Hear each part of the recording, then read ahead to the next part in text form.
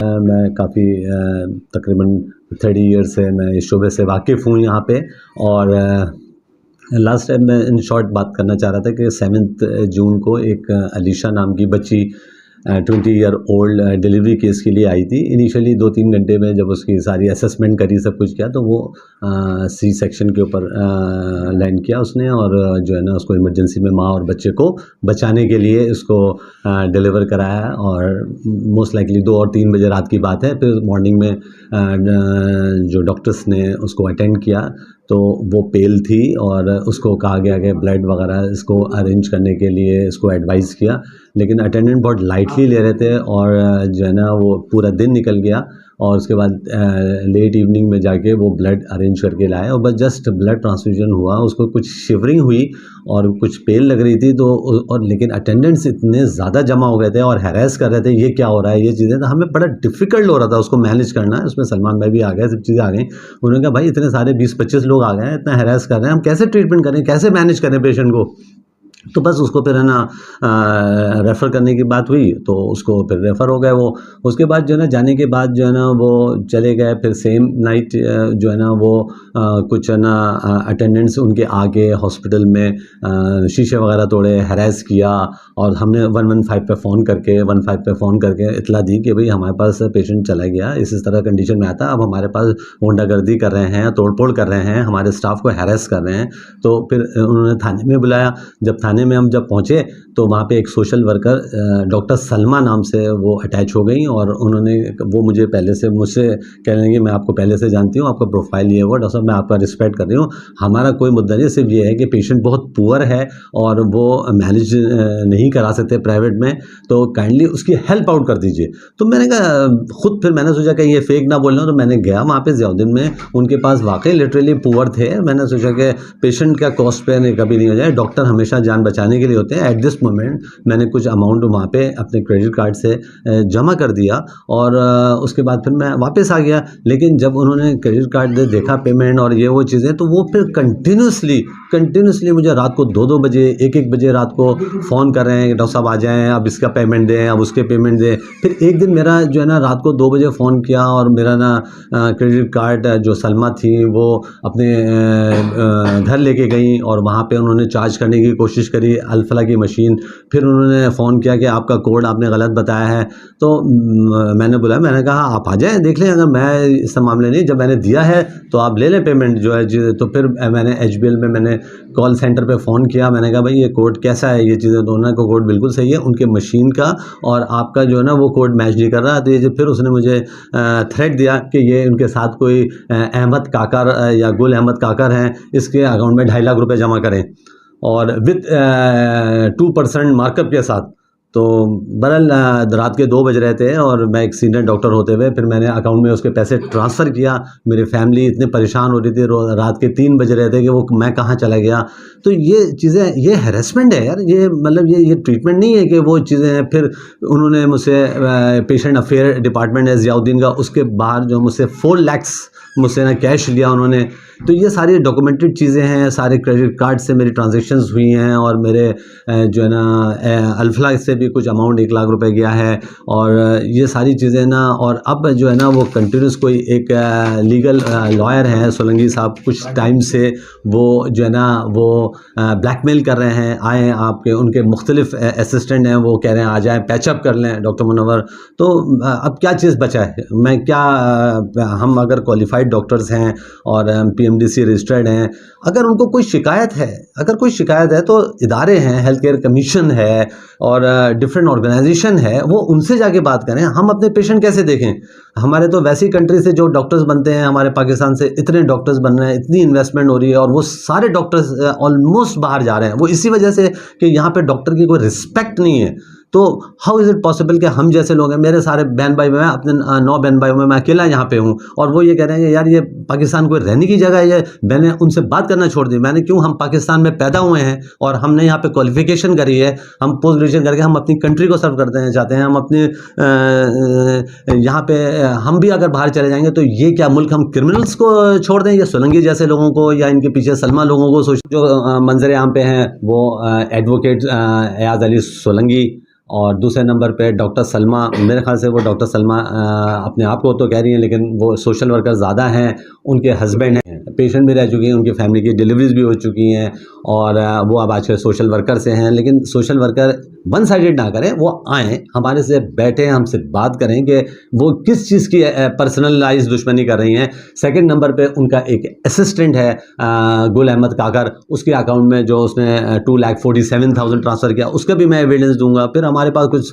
CCTV footage भी है कि हमारे अभी कोई 3-4 दिन पहले हमारे 2 स्टाफ को किडनैप कर लिया, और एक ऑन ड्यूटी सुबह 6:30 बजे एक फ़ीमेल को ले गई, और ऐसे एहलकार थे, 5-6 लड़के थे, और वो गाड़ी में बैठा के लेके चले गए, और उससे बयान दिलवाया कि FM हॉस्पिटल से हम आपको 4 गुना डबल सैलरी देंगे, और 4 दिन की 4 महीने की आपको एडवांस सैलरी दे देंगे, आप सच सच बताओ कि उस दिन का क्या वाक़या है।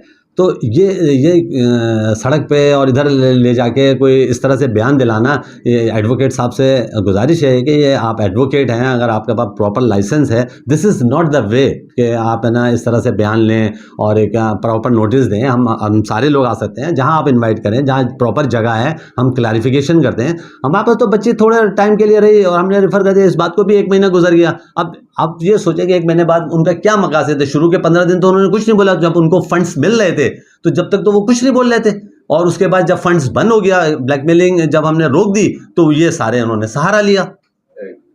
माशाल्लाह बहुत अच्छी है और ताउन करती है। उन्होंने कभी भी हम पे कोई किसी भी इदारे से कभी कोई वो नहीं हुआ। हाँ, ये है कि हमारे हेल्थ केयर कमीशन से एक लेटर आया है, हेल्थ केयर कमीशन ने हमें वो पूरे केस का पूरी समरी मांगी है, और हमारी जो उस वक्त दिन की टीम जो थी वो हमसे मांगी है, तो वो हम उसको, उन्होंने हमें 1 वीक का 4-5 डेज़ का टाइम दिया है कि हम उसको समरी बना के, और ये एक डॉक्यूमेंटेशन प्रोसेस है, ये सारी चीज़ें हैं। हमने इसका जो हैरेसमेंट ये चीज़ें वो हमने अपने करीबी थाने में उसको वो एंडोर्स करा दिया, और हमने जो है ना साइबर क्राइम में हमने उसको दे दिया कि सोशल मीडिया को वो चीज़ें कर रहा है। हमने IG सिंध है, SSP ज़ीशान सिद्दीकी साहब के नॉलेज में भी दे दिया है। Farzana Munawwar, MD FM General Hospital. I am working as a gynecologist from last 25 years with my gynae consultant and doctors, and I am the member of Aman Force Committee बराए बैनुल अक़वामी तंजीम health की chairperson हूँ। और आज मैं आपकी तवज्जो इस एक केस की तरफ मबूल कराना चाह रही हूँ, जो कि 1 महीने से हमारे लिए परेशानी का सबब बना हुआ है। इस केस की डिटेल ये है कि 7 जून 2024 को रात के 3 बजे इमरजेंसी में एक अलीशा जुनैद नाम की पेशेंट हमारे हॉस्पिटल में दाखिल हुई। उसकी पेशेंट की कंप्लेन ये थी कि उसका ब्लड प्रेशर बहुत हाई था। ब्लड प्रेशर जब हमने चेक किया तो 170 और 120 था। उसके बाद वो पेशेंट में कंप्लेन करती है कि मुझे बच्चे की हरकत महसूस नहीं हो रही है, जिस पे मैंने इमरजेंसी में रात में 3 बजे आके उसका अल्ट्रासाउंड किया, और अल्ट्रासाउंड में मुझे पता चला कि बच्चे की कंडीशन वाकई में सही नहीं है, बच्चा डिस्ट्रेस में जा रहा है। तो मैंने इनके अटेंडेंट को डिलीवरी के लिए गाइड किया, तो अटेंडेंट ने कहा, हमें कंसेंट दिया, उनके कंसेंट में हमने पेशेंट की डिलीवरी की। डिलीवरी के बाद एक नौमौलूद मेल बच्चे की विलादत हुई, जो कि बखैर आफियत के साथ हुई। बच्चा बिल्कुल बेहतर था, नॉर्मल कंडीशन में था, माँ की कंडीशन भी बेहतर थी। फिर उसी दिन सुबह जब मैंने 9 बजे पेशेंट को विज़िट किया, तो पेशेंट मुझे पेल महसूस हुई, पेशेंट का रंग सफ़ेद हो रहा था। तो मैंने पेशेंट से कहा कि आप ब्लड टेस्ट करवा लें। तो जब हमने उनके ब्लड टेस्ट कराए तो उसमें उसका हीमोग्लोबिन 6.6 और प्लेटलेट काउंट 64,000 आया, जिस पे हमने पेशेंट के अटेंडेंट को ब्लड अरेंज करने के लिए कहा। हमने कहा इसको ब्लड अरेंज करें, वरना इसको बाद में प्रॉब्लम हो सकती है, ब्लीडिंग प्रॉब्लम हो सकती है। तो उन्होंने हमारे साथ कोऑपरेट नहीं किया, उन्होंने हमारे स्टाफ के साथ बदतमीज़ी करी, शीशे तोड़े, हमें हैरेसमेंट किया, ये किया, और ब्लड भी वो लेकर आए तो अनरजिस्टर्ड जगह से लेकर आए, और हमें मजबूरी है कि हम यही ब्लड उस पेशेंट को लगाएं। जब हमने पेशेंट को ब्लड लगाया तो उसके बाद पेशेंट की कंडीशन और ज़्यादा ख़राब होने लगी, उसका सांस फूलने लगा और वो सफ़ेद होने लगी। तो हमने पेशेंट को उनकी मर्ज़ी से रेफ़र किया, और वो पेशेंट को ज़ियाउद्दीन हॉस्पिटल ले गए। ज़ियाउद्दीन हॉस्पिटल में एडमिट कराने के बाद वो 8-10 लोगों को जमा करके मेरे हस्बैंड के पास आए, और उनको गन पॉइंट पे ब्लैकमेल किया, उनको हरासा किया, और उनसे कहा कि हमारे पेशेंट के अखराजात अब आपको उठाने पड़ेंगे। मेरे हस्बैंड ने उनके साथ कोऑपरेट किया, उन्होंने अज़राए हमदर्दी इंसानियत के नाते हमने वहाँ पे जाके 2 लाख रुपए कैश जमा किए। इसके अलावा जो है उन्होंने वक्तन फ़ौक्तन उनमें एक सलमा नाम की औरत थी, जो कि क्रेडिट कार्ड मशीन अल्फाला की लेके घूम रही थी, और वो उससे इनका कार्ड चार्ज करती रही, और कुछ रिकॉर्ड मेरे पास भी मौजूद है। ये हमने ज़ियाउद्दीन में ये पेमेंट जमा किया। सोशल मीडिया के ज़रिए ब्लैकमेल कर रहे हैं। और पूछा मैं आपकी तवज्जो देता हूँ, अब्दुल गरान बोल रही कि असल में इसका मास्टरमाइंड इस प्रोग्राम का रियाज अली सोलंगी है, जो कि अपने आप को एडवोकेट कहता है। एक सलमा नामी औरत है जो कि अपने आप को डॉक्टर कहती है।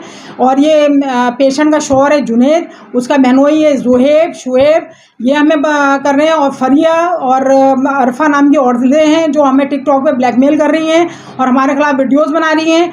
और एक ही वीडियो को बार बार चलाते हैं और बोलते हैं कि मरीज़ की यही कंडीशन है।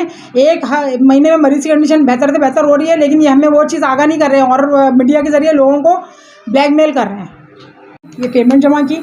इसके अलावा जो है एक गुल अहमद नाम के बंदे को हमने 2,47,000 हमने ऑनलाइन उसको ट्रांसफ़र करे और कैश की मद में उसको हमने 2.5 से 3 लाख रुपये और मजीद दिए।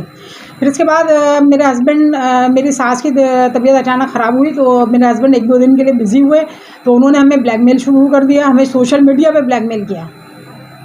दो स्टाफ को किडनैप करके ले गए बग़ैर हमारी परमिशन के, बग़ैर किसी मतलब पुलिस के ज़रिए 4 बंदे आए और उन्होंने मेरे स्टाफ को ले गए और उनको बरगला के, उनको डरा धमका के उनका इंटरव्यू लिया, हमारे हॉस्पिटल के ख़िलाफ़ बातें करी और उन्होंने कहा कि अगर तुम ये करोगे तो हम तुम्हें सपोर्ट करेंगे, तुम डॉक्टर मुनव्वर के ख़िलाफ़ बात करो। गुजारिश है chief justice Pakistan, governor Sindh Kamran Tessori, chief minister Syed Murad Ali Shah, वज़ीर सेहत अज़रफ अलीजो और आला हुकाम से मेरी ये अपील है कि इन भत्ता माफिया के खिलाफ सख्त से सख्त एक्शन लें और ये रियाज अली सोलंगी, सलमा, शुएब, ज़ुहैब और जुनैद के ख़िलाफ़ कार्रवाई की जाए और इनको हत्या की इज़्ज़त का मैं इनको पर दावा करती हूँ और इनको उसका हर्जाना देना पड़ेगा।